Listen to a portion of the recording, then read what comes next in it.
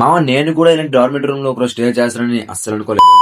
నమస్తే మామ, నేను మీ నారి 910. Welcome back to my channel. మామ అసలు మ్యాటర్ అంటే నేను వీడియో చెప్పాను కదా, విజయనగరం నేను వెళ్ళాను ఎగ్జామ్ కి. సో ఆ ఎగ్జామ్ అయితే కంప్లీట్ అయిపోయింది. అక్కడ బ్రో అయితే పరిచయం అయ్యాడు.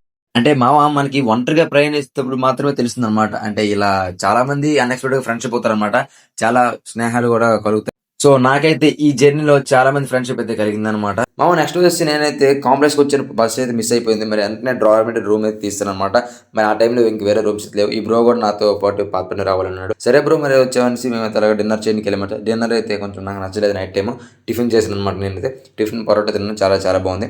వెంటనే రూమ్కి వచ్చి మళ్ళీ అయితే స్లీప్ వేస్తాను అనమాట. నిద్ర పట్టలేదు, మరి ఏం చేస్తాం. ఎర్లీ మార్నింగ్ లేచి ఒక చక్కటి కాఫీతో డే అయితే స్టార్ట్ చేశాను మామ. స్టార్ట్ చేసిన వెంటనే బస్కి అయితే టైం అయిపోతుంది. నేను బస్సు ఎక్కాను. నేను బస్సు ఎక్కిన లేదు, లేడీస్ అందరూ ఆధార్ కార్డు పట్టుకుని జమా ఎక్కేస్తున్నారు. అది ఏంటా అని చూసేటప్పటికి అప్పుడు గుర్తొచ్చింది వాళ్ళకి ఫ్రీ సర్వీస్ ఉందనేసి. మరి ఏం చేస్తాం, నాకు సీట్ ఎలా కూడా దొరికేసింది. పాతపట్నం అయితే వచ్చాను మా ఫైనల్లీ.